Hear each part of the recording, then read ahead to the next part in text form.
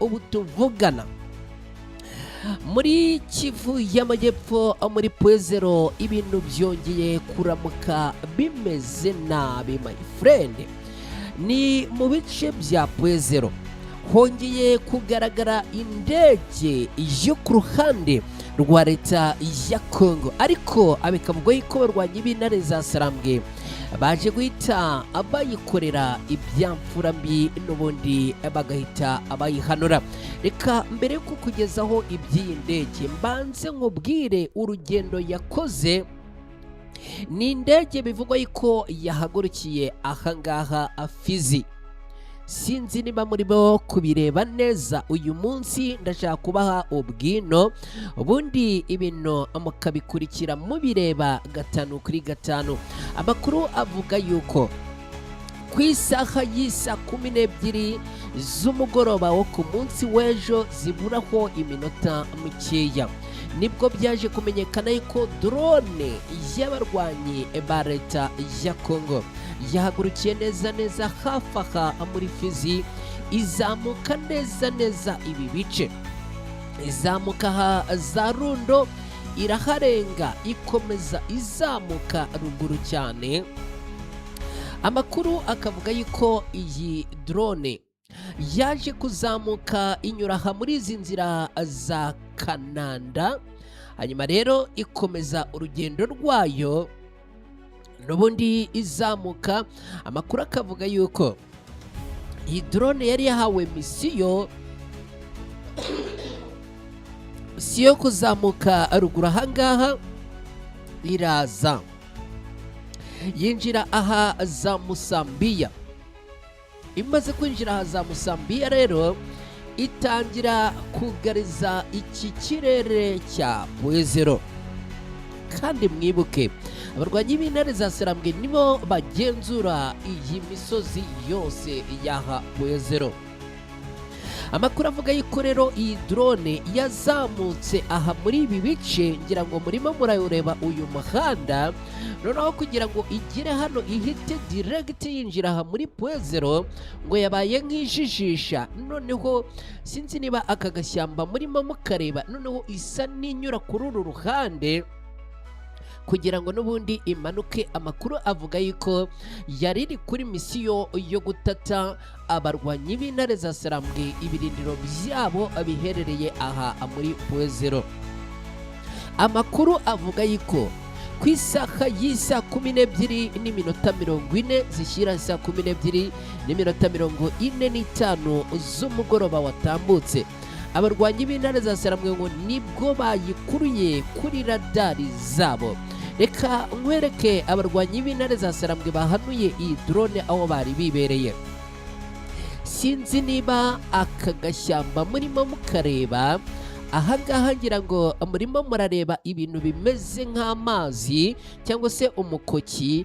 Ahangaha niho hari haherereye ibirindiro by'abarwanyi b'intare za Sarambwe muri aka gashyamba neza hafi ahangaha. Sinzi niba murimo kubibona. Okay, ndabona murimo kubibona neza. Aha rero niho abarwanyi b'intare za Sarambwe ibirindiro byabo byari biherereye. Barangije rero iyi drone ngo yari irimo kuzenguruka muri iki kirere, irimo igenzura ibi bice bituyemo aba baturage. Ngira ngo murahareba aya ni amazu yose yaka muri iyi misozi ya Pwezero. Ubundi abarwanyi b'intare za Sarambwe neza abakomanda babo bahise bazamura neza ibikoresho mu kirere, iyi drone bahita bayihanura. Amakuru avuga yuko ibi ngibi bitigeze bimenyekana neza uburyo bigenze, gusa ngo abari barimo bakontorora banakurikirana iyi drone bavuga yuko n'ubundi ngo abataje kumenya neza ibyayo aho byarengeye, kubera yuko abarwanyi b'intare za Sarambwe ngo abahise bayihanura neza direct byihutirwa. Kugeza ubu rero amakuru avuga yuko hari abarwanyi bari barimo gukurikira uko situwasiyo y'iyi indege irimo kugenda akantu ku kandi. Bikavugwa yuko aba ngo bari baherereye muri ibi bice by'epfo za Musambiya. Amakuru akavuga yuko aba nabo baje kugabwaho igitero ndetse amakuru akavuga yuko ngo abagera kuri 2 b'amapeti aremereye bahatakarije ubuzima. Amakuru amwe aravuga yuko bashobora kuba ari abafite ipeti rya generali, abandi bakavuga yuko ari abafite ipeti rya koroneli. Gusa kugeza ubu ngubu biravugwa yuko hari abasirikare 2 nabo barasanwe n'iyi drone bari mu gukurikira n'ibyayo cyangwa se no kuyiyobora. Kugeza ubu amakuru akaba atari yashyira hanze neza amapeti yabo. Ni nyuma yuko amakuru yibanze aturuka mu baturage batuye muri aka gace avuga yuko n'ubundi abaturage bakimara kubona iby'iyi drone ngo bahise batangira kugira ubwoba, bamwe bikinga cyangwa se binjira mu nzu zabo, cyane cyane muri ibi bice byose bikikije Bwezero. Abaturage bavuga ko nyuma y'igitero cy'iyi drone hahise humvikana urusaku rw'amasasu menshi, bikaza kurangira rero ngo iyi drone ihanuwe mu minota mike cyane.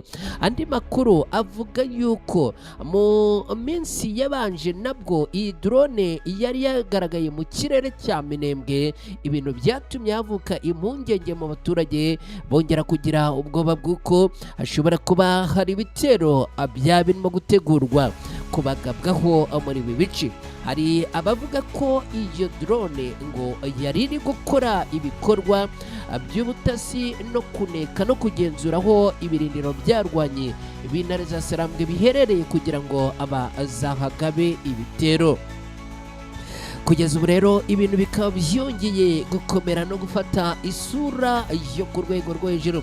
Inshuti bakunzi ba Ibendera TV mudukurikiye muri aya makuru, munyemerere mbabwire yuko amakuru agera ku Ibendera TV aravuga yuko ngo iyi drone ngo si ubwa mbere yari igeze aha ngaha, kubera yuko no mu ijoro ryo ku munsi w'ejo bundi ku isaha y'isa 7:35 z'ijoro hari ibimenyetso bigaragaza yuko drone n'ubundi ngo yaje kugaragara muri ibi bice n'ubundi bya Minembwe. Ngira ngo abadukurikiye murimo murahabona. Hanyuma ariko iyi drone ngo yaje kuburirwa irengero. Amakuru amwe avuga yuko abarwanyi bo ku ruhande rwa leta ya Kongo barahise bayisubiza inyuma bagakora retire cyangwa se bakayigarura. Andi makuru ariko akavuga yuko bishoboka ko nayo yaba yarahanuwe n'intare za Sarambwe. Gusa kugeza ubu ntabwo iby'iyi drone byo birajya ahagaragara ngo bimenyekane. Inshuti bakunzi ba Ibendera TV rero ibintu bikaba bikomeje gukomera no gufata intera yo ku rwego rwo hejuru. Mwe mwese mudukurikiye muri aya makuru rero ni munyemerere dukomeje n'amakuru twabateguriye hano ku Ibendera TV. Munyemerere twerekeze muri Kivu y'Amajyaruguru muri Repubulika Iharanira Demokarasi ya Kongo, ahubwo tuvuye mu ishyamba rwagati twinjiye noneho ku isasu rivuza ubuhuha neza neza. N'imirwano yongeye kuramukira muri teritwari ya Masisi, ikaba yongeye no gukaza umurego hagati y'abarwanyi b'intare za Sarambwe n'uruhande rwa leta ya Kongo FARDC.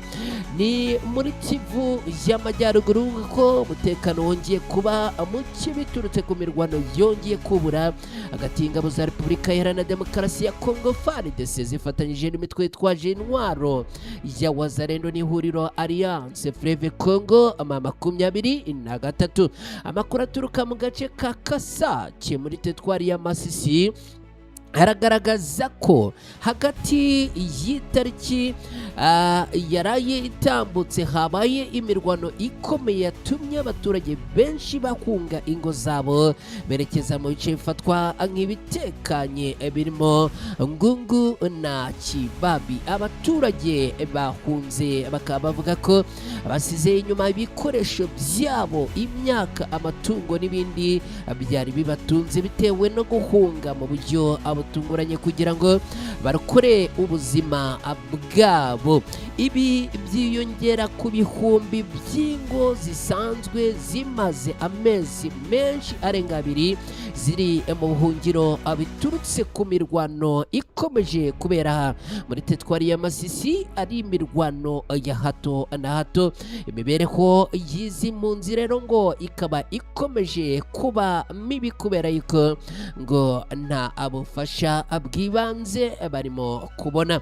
Abayobozi b'abaturage baravuga ko hakenewe kubanza kubarurwa neza imiryango yose iri mu buhungiro kugira ngo n'ubundi bayihe inkunga.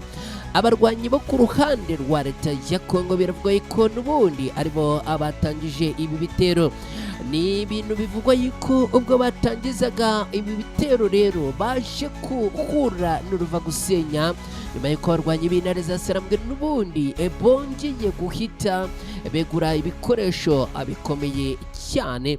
Ku ruhande rw'ibya gisirikare rero amakuru atandukanye aragaragaza ko iyi mirwano yakomeje kuba ikomeye muri aka gace, nubwo kugeza ubu nta mibare yigenga iratangazwa ku buryo bwemewe ku bihombo by'impande zombi. Hari amakuru avuga ko habaye igihombo gikomeye ku ruhande rwa FARDC n'abambari bayo muri iyi mirwano. Hakomeje kandi kuvugwa ko hari uduce Alliance Fleuve Congo M23 yigaruriye dushya nyuma y'uko n'ubundi bivugwa yuko abarwanyi b'intare za Sarambwe barimo gukubita abagenda abasatira n'ubundi aho abarwanyi barimo kubatera abaturutse.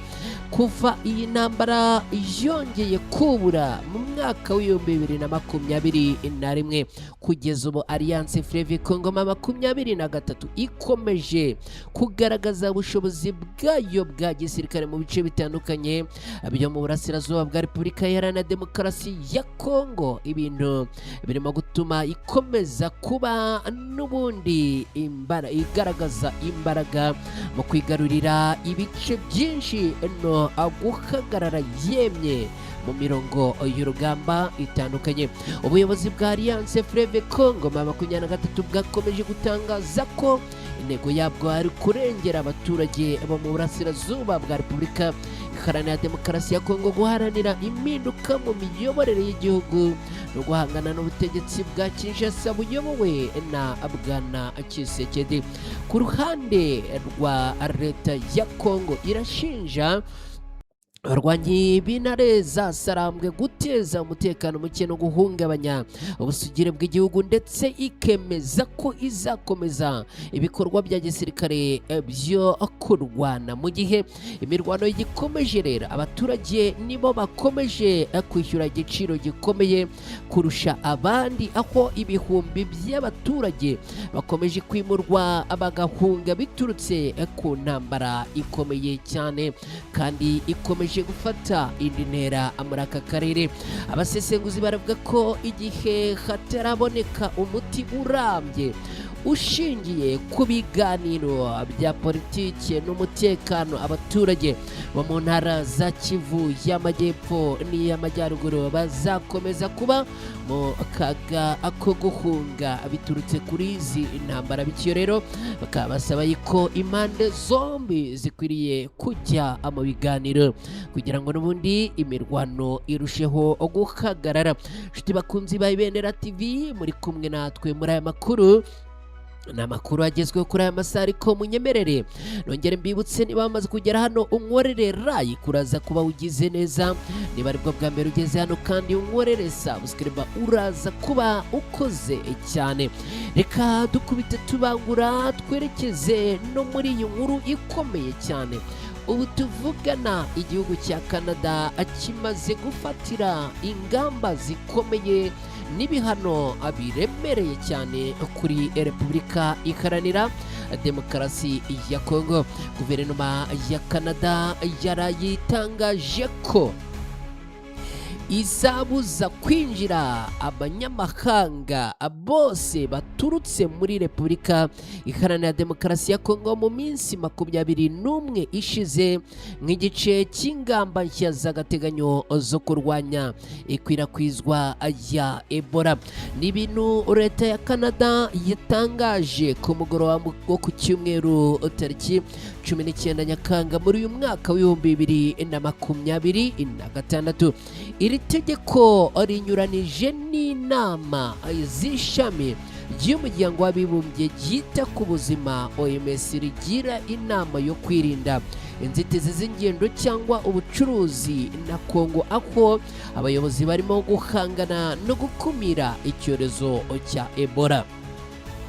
Leta ya Canada ivuga yuko yafatiye ibihano cyangwa se izi ngamba abanyekongo n'abahaturuka mu rwego rwo kwirinda ko iki cyorezo cyakwinjira mu gihugu cyabo cya Canada. Ishami ry'umuryango w'abibumbye ryita ku buzima OMS rivuga ko inzitizi z'ingendo zishobora gutuma bigorana kugenzura iki cyorezo. Abantu bo mu turere twagizweho ingaruka n'Abanyafurika bahuye no kwishishwa bidakwiye. Ibi OMS yabivuze mu itangazo ryayo mu kwezi gushize, ivuga yuko hadakwiriye kubaho gushyira abantu mu kato cyangwa kwishisha abantu. Ibintu OMS ivuga ko ari ibyago by'uko icyorezo cya Ebola muri Kongo cyakwirakwira ku rwego mpuzamahanga. OMS kavuga ko ibyago byo gukwirakwira ari bike kubera yuko ngo ingamba zikomeje gufatwa kandi abayobozi ngo bakomeje gushyiramo imbaraga zikomeye cyane. Ebola ikwirakwira cyane cyane binyuze mu guhura n'amatembabuzi y'umubiri w'umuntu wanduye iyi ndwara. Kugeza ku itariki ya 15 Nyakanga muri uyu mwaka, Kongo yari imaze kubarura abantu barenga 2,100 abanduye Ebola, barimo 828 bapfuye. Ni benshi cyane. Ibi rero bikaba byatumye leta ya Canada mu bwoba bwinshi itayifata umwanzuro ukomeye cyane. N'umwanzuro wafatiwe abanyekongo bose n'abaturutse muri iki gihugu cya Repubulika Iharanira Demokarasi ya Kongo bose. Inshuti bakunzi ba Ibendera TV, ni ibintu byongeye gukomera no gufata intera yo ku rwego rwo hejuru. Inshuti bakunzi bacu, ariko turakomeje n'aya makuru, ariko kandi nimunyemerere nanone nongere mbibutse, niba wamaze kugera hano nkorere like, uraza kuba ugize neza. Niba ari bwo bwa mbere ugeze hano nkorere subscribe, uraza kuba ugize neza cyane. Dukomeje n'aya makuru, nyemerera atwerekeze ku yindi nkuru nayo ikomeye. Umutwe w'inyeshyamba za ADF maze guhindura icyerekezo cy'imirwano, naho bagomba kugaba ibitero bikomeye. Raporo nshya ya Kivu Security Tracker igaragaza ko umutwe witwaje intwaro wa ADF, ni ukuvuga Allied Democratic Force, ukomeje kwagura ibikorwa byawo. Ubu noneho ngo barimo kugana mu ntara ya Uwere kugabayo ibitero no kwica abaturage urw'agashinyaguro n'urubozo. Nubwo imibare y'abasivile bishwe n'uyu mutwe bivugwa yuko ngo yagabanutse muri ibi bihe, ni ukuvuga mu kwezi kwa gatandatu ugereranije n'abishwe mu kwezi kwa gatanu. Abashakashatsi baravuga ko iryo gabanuka ridakwiye gusobanurwa nk'ikimenyetso cy'uko ADF yacitse intege cyangwa ko yagabanyije ibikorwa byayo cyangwa se ko yahashyijwe burundu. Raporo ivuga ko muri Kamena muri uyu mwaka abasivile nibura 62 bishwe urw'agashinyaguro, mu gihe abasivile 57 bashimuswe n'aba barwanyi b'uyu mutwe wa ADF. Bikavuga yuko kandi abashimuswe abatarishwe ngo abategekwa nabo kwinjira mu rugamba bagatangira gufatanya na uyu mutwe mu bikorwa byo kurwana n'ubugizi bwa nabi. Muri Gicurasi ho ubwo turacyari muri uyu mwaka w'ibihumbi 2026 abantu barenga 190 bari bishwe mu bitero 36 byakozwe. Abashakashatsi bavuga ko iri hinduka ry'imibare ryabaye mu gihe ibikorwa bya gisirikare bya Operation Shuja byagabanutse mu bice bimwe na bimwe byo muri ibi bice, aho n'ubundi byatumye uyu mutwe wa ADF usa naho noneho wigaragambije ugatangira gukora ibikorwa by'ubugome n'ubwicanyi nta nkomyi. Ikindi cyagarutsweho muri iyi raporo nuko ADF ikomeje kwimura ibikorwa byayo iva mu bice yari isanzwe ikoreramo muri Beni no muri Turi ikagenda yinjira mu ntara ya Uwere. Abasesenguzi bavuga ko ibi bishobora kongera umutekano muke muri iyo ntara no gushyira abaturage benshi mu kaga. Nubwo ingabo za FARDC zifatanyije n'iza Uganda zikomeje ibikorwa byo guhiga ADF binyuze muri Operation Shuja, raporo iragaragaza ko uyu mutwe ugikomeje guhindura uburyo ukoramo, ukigabanyamo amatsinda mato kandi ukimura ibikorwa byawo mu duce dutandukanye kugira ngo wirinde igitutu cya gisirikare. Abasesenguzi bakoze iyi raporo rero bagaragaza ko kugabanuka ku mubare w'abicwa mu kwezi kumwe bidakwiye gutuma hafatwa umwanzuro ko ikibazo cy'umutekano cyakemutse, ahubwo bakavuga ko ADF ikomeje kwerekana ubushobozi bwo kwisuganya no kwagura aho ikorera ibikorwa, aho ipanga kandi iteganya kwica abantu no kugaba ibitero bikomeye cyane. Iyi raporo isohotse mu gihe uburasirazuba bwa Repubulika Iharanira Demokarasi ya Kongo bukomeje guhura n'ibibazo bikomeye by'umutekano, aho uretse ADF hakomeje no kuba imirwano ihanganishije igisirikare cya leta ya Kongo FARDC n'indi mitwe yitwaje intwaro mu ntara za Kivu y'Amajyaruguru, muri Kivu y'Amajyepfo no muri Ituri. Nshuti bakunzi ba Ibendera TV, turakomeje n'amakuru agezweho kuri aya masaha ku Ibendera TV. Turi gukubita tubangura, ariko kandi nongera mbasaba munkorere like niba bamaze kugera hano ku Ibendera TV. Nkorere like, uraza kuba ugize neza. Niba ari bwo bwa mbere ugeze ku Ibendera TV, nkorere subscribe, uraza kuba ugize neza. Reka nkwerekeze i Washington muri Leta Zunze Ubumwe za Amerika, nkubwire ko igihugu cya Irani cyongeye kohereza abanyamerika kwirimbi kujya gushyingura mu kababaro kenshi undi musirikare wa Amerika yamaze gutakaza ubuzima mu gitero cyagabwe na Irani muri Iraq. Igisirikare cya Leta Zunze Ubumwe za Amerika cyatangaje ko umwe mu basirikare bacyo yishwe nyuma y'igitero cya Irani mu majyaruguru ya Iraq, akaba ari igitero gikomeye cyane cyagabwe ku birindiro byo muri ubwo habwaga igitero gikomeye muri Jordania kigahitana abasirikare babiri ba Amerika. Bivugwa yuko ngo hadaciyeho akanya iki nanone cyahise kigabwa muri Iraq kigahitana rero uyu musirikare nawe wamaze kumenyekana ko yamaze gutakaza ubuzima. Ubuyobozi bukuru bw'igisirikare cya Amerika CENTCOM bwavuze ko uyu muntu yapfuye ubwo haturitswaga igisasu cyaturutse ku ndege ya drone ya Irani yahanutse ndetse gikomeretsa n'undi musirikare wa kabiri. Mu makuru yagiye hagaragara mashya, CENTCOM yavuze ko yabonye umurambo utaramenyekana nyuma yo gushakisha aho igitero cyagabwe ku wa gatanu muri Jordani. Yongeyeho igira iti isuzuma yo kugenzura umurambo rirakomeje. Ni inkuru y'akababaro rero yongeye kubabaza abanyamerika nyuma y'uko n'ubundi uyu musirikare nawe yaje kubarurwa ko yamaze gupfa biturutse ku gitero cya Irani.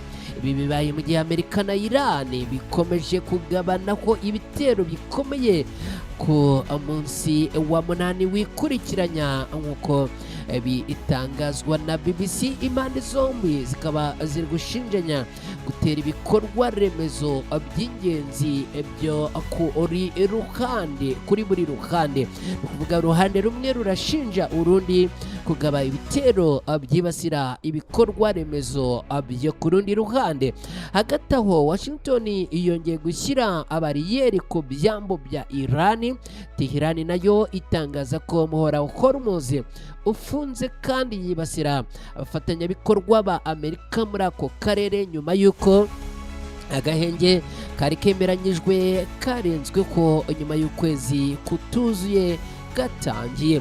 Ibi rero bikaba byongeye guhindura isura y'imirwano ikomeje kumvikana hagati ya Leta Zunze Ubumwe za Amerika na Iran, bakomeje guhangana umunsi ku munsi, umusubirizo ku wundi. Ibi kandi byongeye gushyira isi yose ku gitutu nyuma y'uko uyu muhora wa Hormuz wongeye kuzamuka na wongeye gufungwa. Biravuga yuko ibiciro bituruka ku bikomoka kuri peteroli na essence byongeye kugira ihungabana rikomeye cyane ku isoko mpuzamahanga, ndetse bikaba byongeye kuzamuka. Bivuga yuko bishobora kwikuba gatatu ku giciro cyari igisanzwe. Ibi rero bikaba byongeye gutuma amahanga yose yongera kugira impungenge zikomeye cyane nyuma y'uko Iran yamaze kurahira irirenga yuko igiye kwihorera bikomeye cyane, ndetse yemeza yuko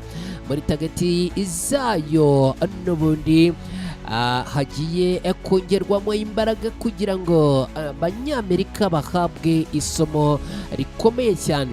Reka noneho tukiri muri iyi nkuru tunyarukire mu nkuru yikomeye cyane. Ni ukuvuga ngo hamaze kumenyekana icyishe abasirikare 17 ba Amerika baguye mu ntambara na Iran, ni misile, ni drone ndetse n'impanuka z'indege mu mpera z'icyumweru gishize kuwa 18 Nyakanga.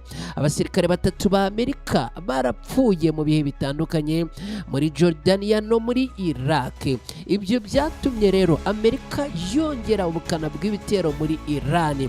Perezida Donald Trump wa Leta Zunze Ubumwe za Amerika avuga ko ibi bitero byagabwe mu rwego rwo guhorera abasirikare ba Amerika bishwe. Abasirikare ba mbere ba Amerika baguye muri iyi ntambara bishwe nyuma gato y'uko imirwano itangira. Mbibutse ko imirwano yatangiye kuwa 28 Gashyantare muri uyu mwaka. Drone ya Iran ikaba yagabye igitero ku cyambu gisanzwe muri Kuwait, itana abasirikare 6 aba Amerika.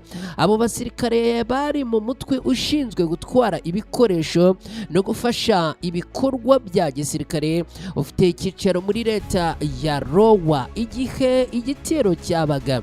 Aba bari mu nyubako ibamo ibikoresho binini bikoreshwa mu gutwara imizigo, ariko ntiyari ifite uburyo buhagije bwo kuyirinda ibitero byo mu kirere. Ku itariki ya mbere Werurwe muri uyu mwaka, Iran yagabye ikindi gitero ku kigo cy'ingabo zirwanira mu kirere cya Prince Sultan muri Arabia Saudite. Umusirikare wa 7 wa Amerika yapfuye nyuma y'icyumweru kirenga avurwa ibikomere yari yagiriye muri icyo gitero. Ibyo bitero byo muri Kuwait na Arabia Saudite byagaragaje ko Iran itari kwibanda gusa ku ngabo za Amerika ziri muri Iraq cyangwa hafi ya Iran, ahubwo ko yari yatangiye kwibasira urusobe rw'ibirindiro bya Amerika biri mu bihugu byo mu kigobe. Mu mpera za Werurwe muri uyu mwaka, abasirikare 6 ba Amerika baguye mu mpanuka y'indege ya gisirikare indege ya KC-1 Free 5 yakoreshwaga mu kongera esanse mu zindi ndege ziri mu kirere. Abasirikare bagera kuri 6 icyo gihe nabo ubuzima bwabo bwahise burangirira ahangaha. Iyi ndege yari iri gufasha ibikorwa bya gisirikare bya Amerika byibasiye Irani ubwo yagwaga muri Iraq. Ingabo za Amerika zivuga ko habaye ikintu kitarasobanurwa cyayihuje n'indi ndege bikarangira ibyayo birangiriye aho ngaho. Nta makuru agaragaza ko yahanuwe na Irani. Urupfu rw'abo basirikare rukaba rushyirwa mu bihombo by'iyi ntambara kubera ko indege yakoraga ibikorwa biyishyigikira ariko ntirufatwa nk'igitero kiziguye cya Irani kuri Leta Zunze Ubumwe za Amerika. Turakomeje kubibutsa bimwe mu bitero ushobora kwibuka cyangwa se ushobora kuzirikana Leta Zunze Ubumwe za Amerika zagiye zihuriramo n'ibihombo bikomeye biturutse ku bitero bya Irani. Ariko kandi inshuti udukurikiye muri aya makuru, nyemerera none nongere mwibutse ko turi mu makuru agezweho kuri aya masaha. Unkoreye like waba ugize neza, ubaye uri mushya ukankorera subscribe nabwo waba ukoze cyane. Ku itariki ya 1 Nyakanga muri uyu mwaka kandi kajugujugu y'ingabo za Amerika zirwanira mu mazi yakoze impanuka mu nyanja ya Arabiya. Umupilote wari itwaye yarapfuye mu gihe abandi basirikare 3 bari bayirimo abatabawe. Igisirikare cyabanje kuvuga ko kajugujugu yakoze igikorwa cyo kugwa byihutirwa kandi ko nta kimenyetso cyari gihari cyerekana ko impanuka yatewe n'igitero cya Irani. Kugeza ubu rero Leta Zunze Ubumwe za Amerika zikaba zikomeje kugira ibihombo bikomeye cyane, akaba ari ibihombo n'ubundi bakomeje kugenda bahura nabyo biturutse muri iyi ntambara bahanganyemo na Irani. Kugeza ubu ngubu Irani ikaba isezeranya ko itazigera niri na rimwe imanika intwaro mu gihe Leta Zunze Ubumwe za Amerika nazo zitari zemera guhagarika intambara kuri Irani. Nshuti bakunzi ba Ibendera TV, rero ibintu bikaba bikomeje gufata isura yo ku rwego rwo hejuru. Nimunyemerere rero aya makuru tuyasubikira ahangaha, bizeza ko mukanya turaza kugaruka n'ubundi mu makuru araza kuba agezweho. Mukomeze rero kugira ubuzima bwiza, mukomeze kugira impagarike n'ubugingo.